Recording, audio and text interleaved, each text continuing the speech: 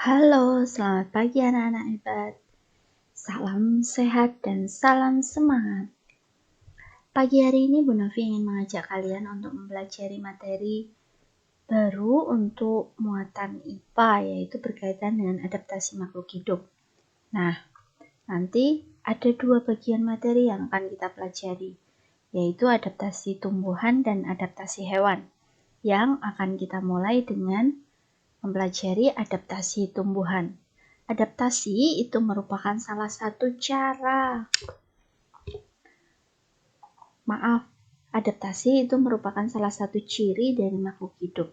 Ingat, makhluk hidup itu ada 3, yaitu manusia, kita itu termasuk makhluk hidup, tumbuhan, dan hewan. Nah, kita akan pelajari ciri makhluk hidup, yaitu adaptasi. Apa itu adaptasi dan seperti apa yang dilakukan oleh tumbuhan? Mari kita simak penjelasan berikut. Bu Novi mulai dengan pengertian adaptasi. Adaptasi itu adalah kemampuan makhluk hidup untuk menyesuaikan diri terhadap lingkungannya.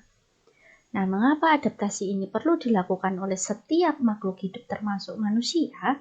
Karena adaptasi ini bertujuan untuk bertahan hidup, entah itu dengan situasi yang baru maupun karena adanya ancaman, sehingga dia perlu melindungi dirinya agar dia tetap hidup, tetap lestari, dan tidak punah, itu tidak mati.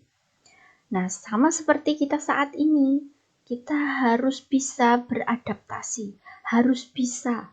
Bukan ditanya, kamu bisa nggak beradaptasi dengan situasi saat ini?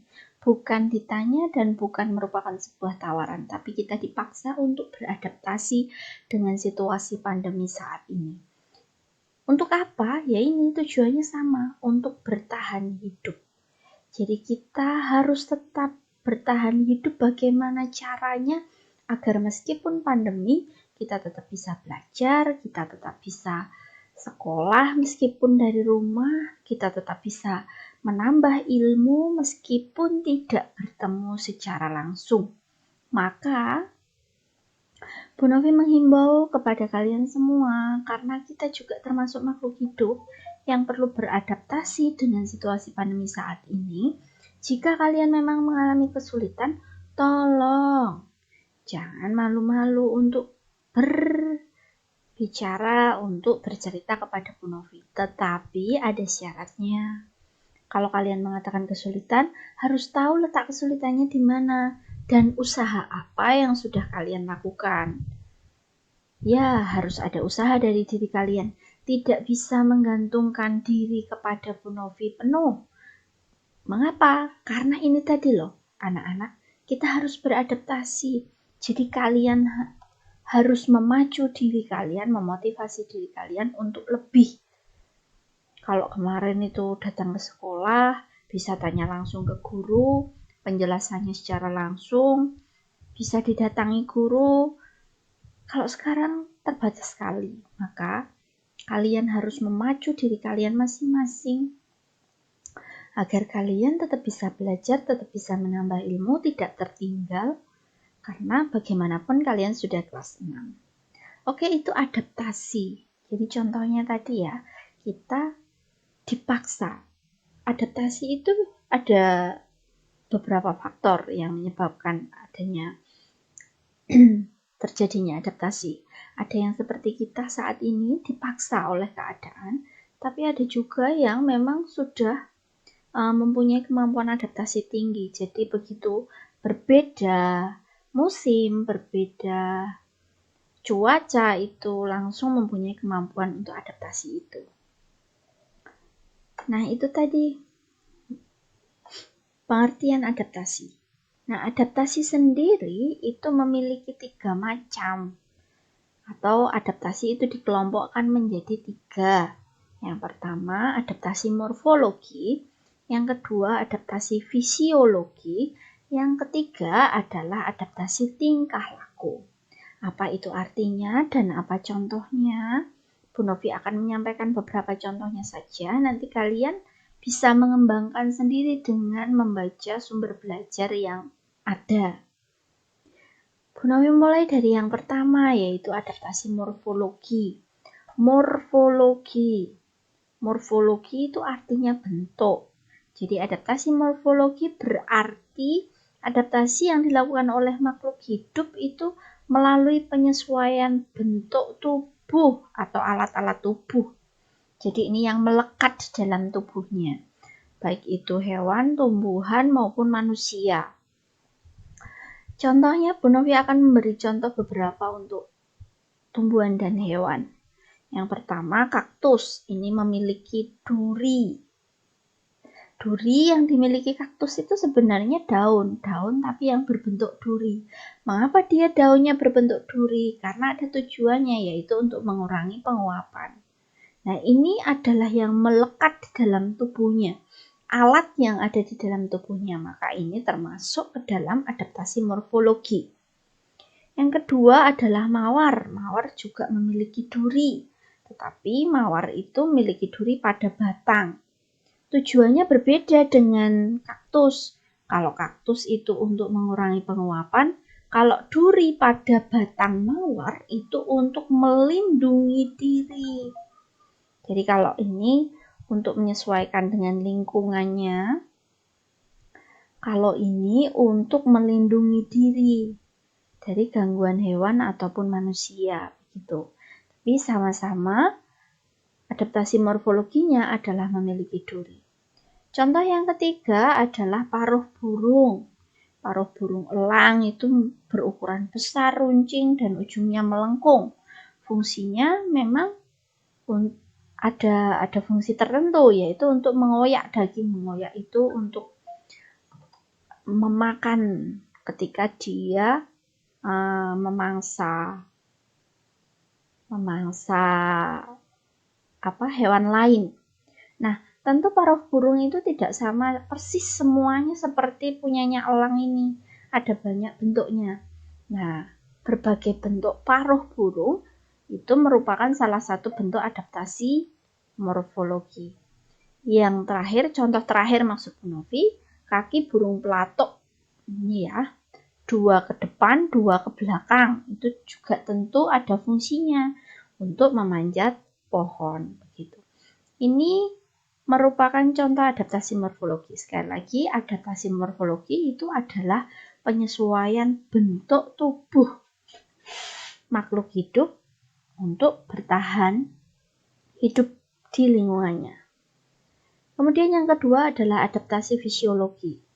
Fisiologi itu berkaitan dengan fungsi kerja. Jadi adaptasi fisiologi itu merupakan cara makhluk hidup untuk menyesuaikan diri terhadap lingkungan melalui fungsi kerja di organ tubuhnya.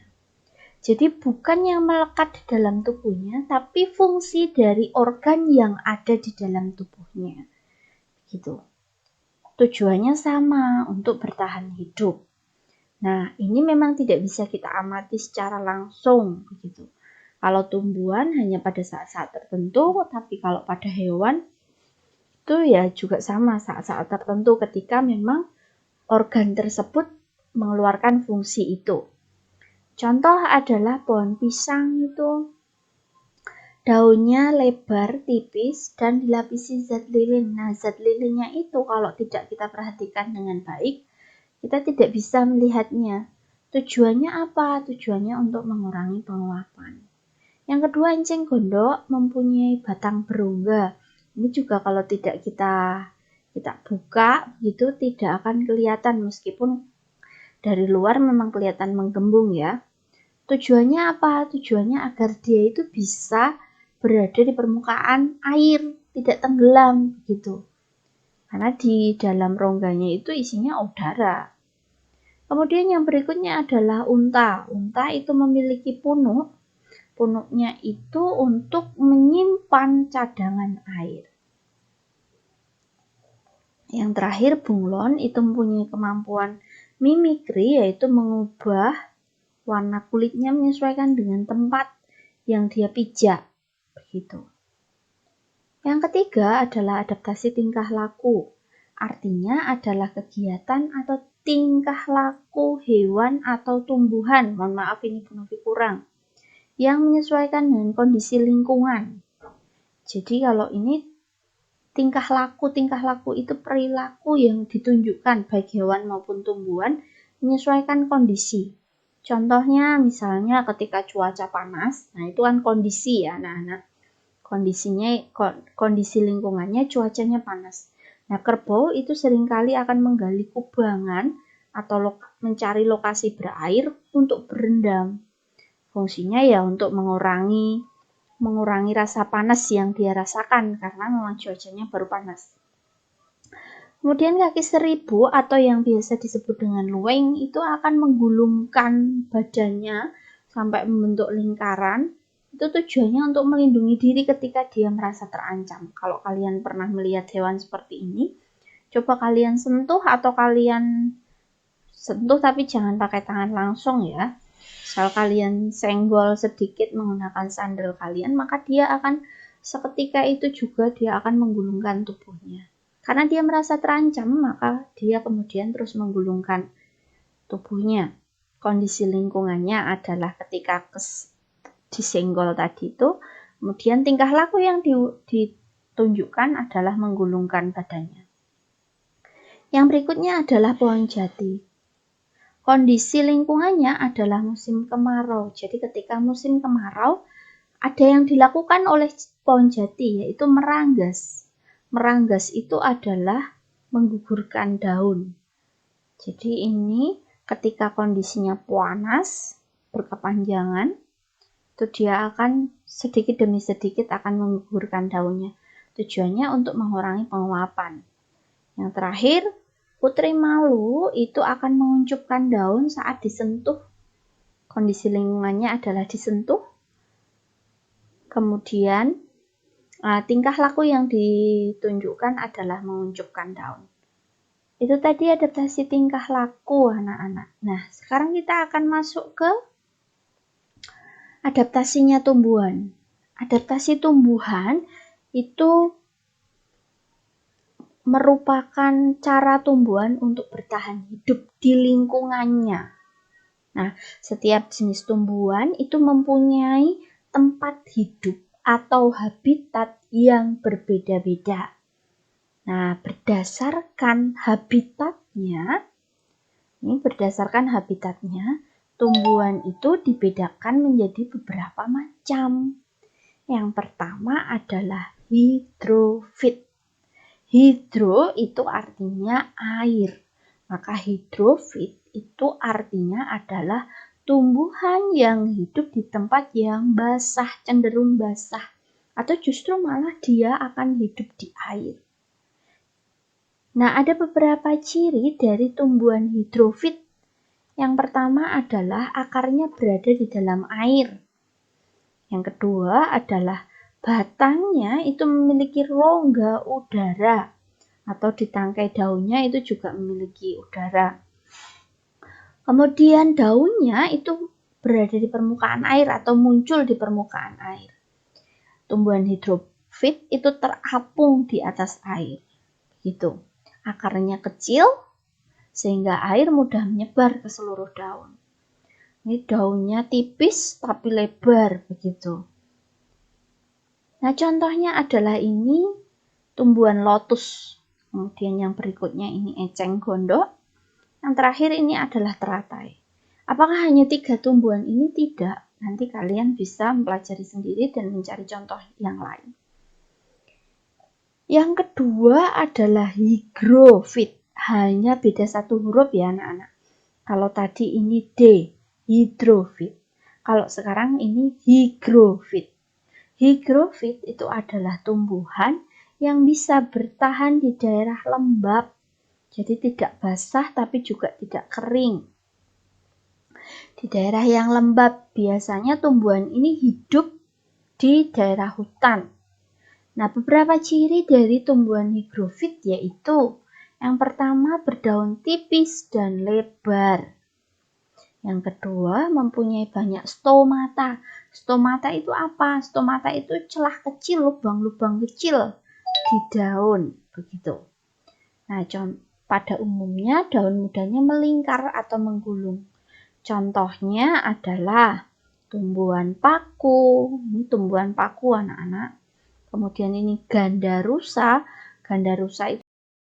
Contoh yang kedua adalah ganda rusa. Ganda rusa ini ada juga yang menyebutnya dengan tumbuhan dedalu. Nah, terus contoh yang ketiga adalah lumut. Kalau lumut ini saya yakin kalian tidak asing karena mudah dijumpai di sekitar rumah kita ya anak-anak. Kemudian jenis tumbuhan yang ketiga yaitu adalah xerophyt. Xerophyt itu adalah tumbuhan yang hidup di daerah panas atau kering. Kecenderungannya adalah tumbuhan itu tahan di lingkungan yang kering, udaranya kering dan kurang air. Jadi keringnya itu kering beneran. Nah, ciri-ciri dari tumbuhan xerophyt yaitu yang pertama, memiliki daun yang tebal. Kalau tidak tebal berarti daunnya sempit.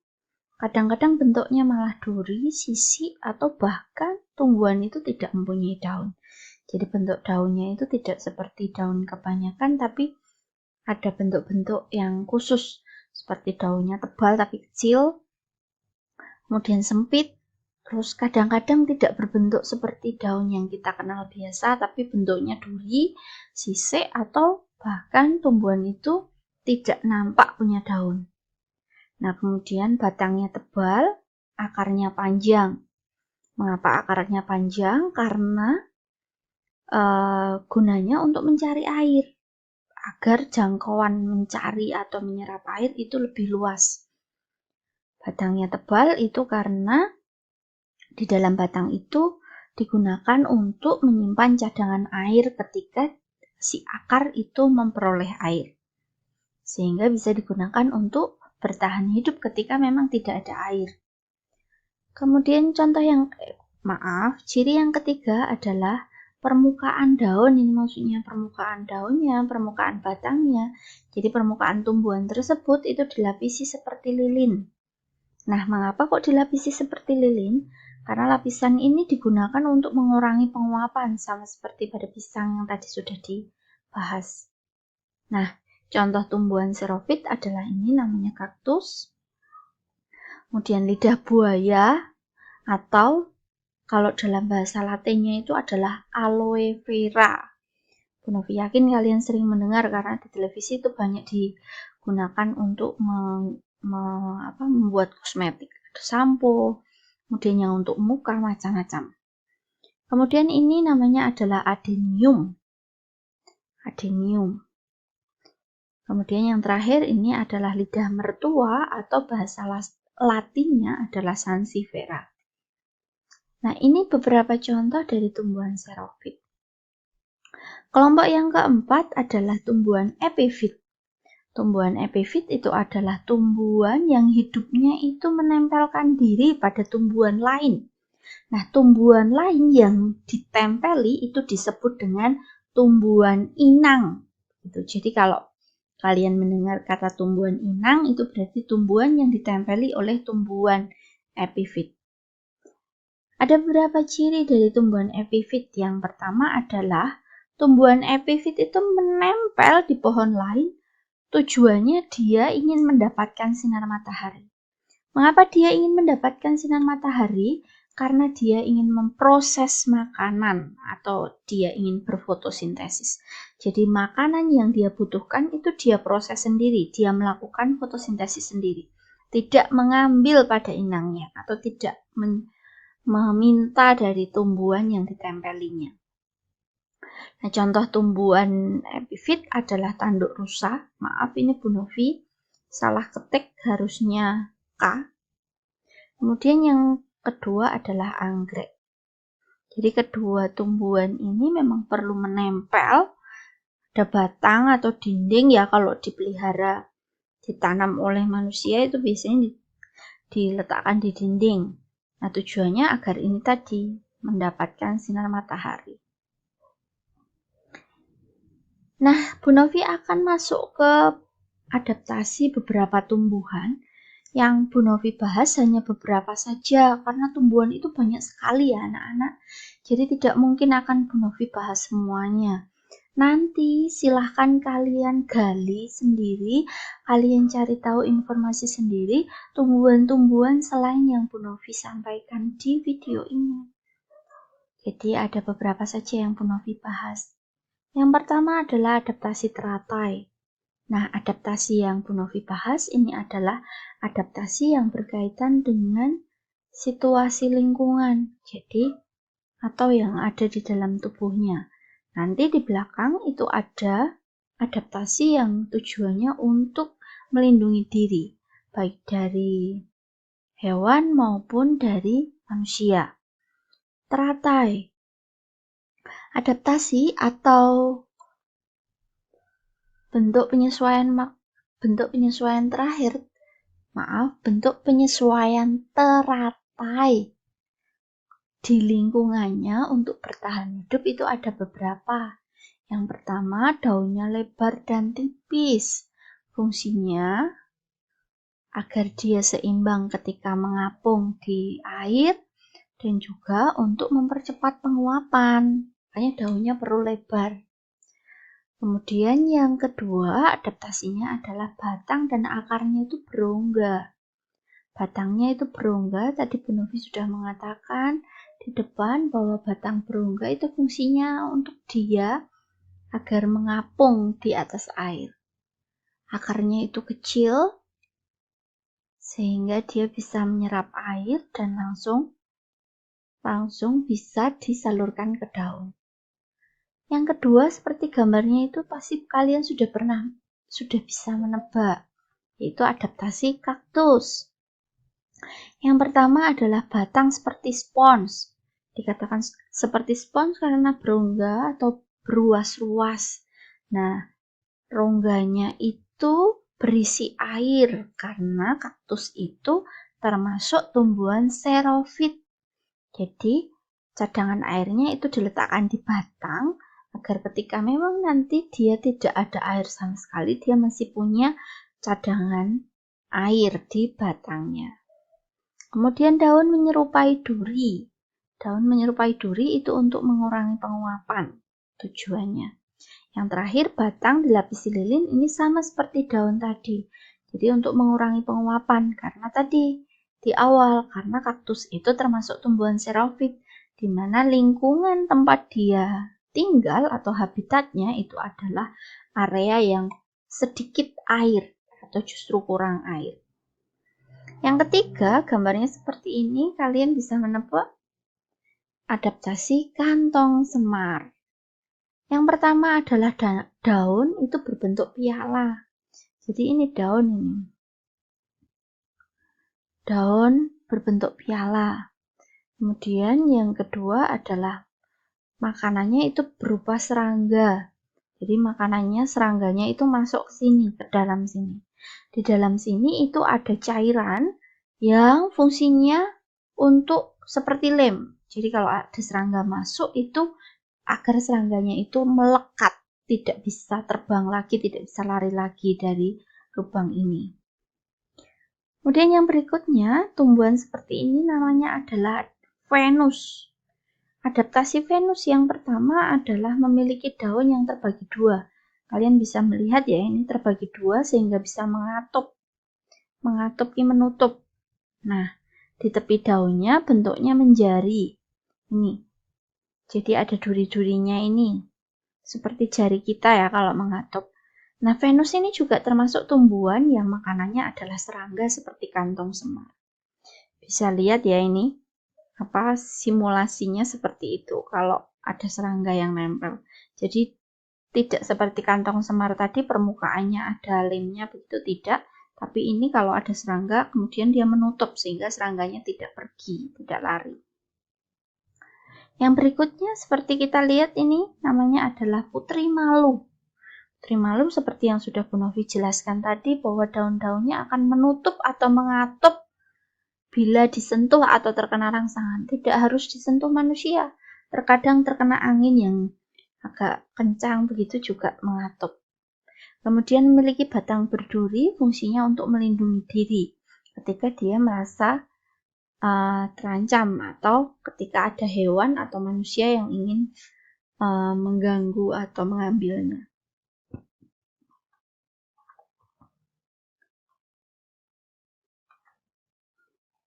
Berikutnya adalah cara tumbuhan melindungi diri.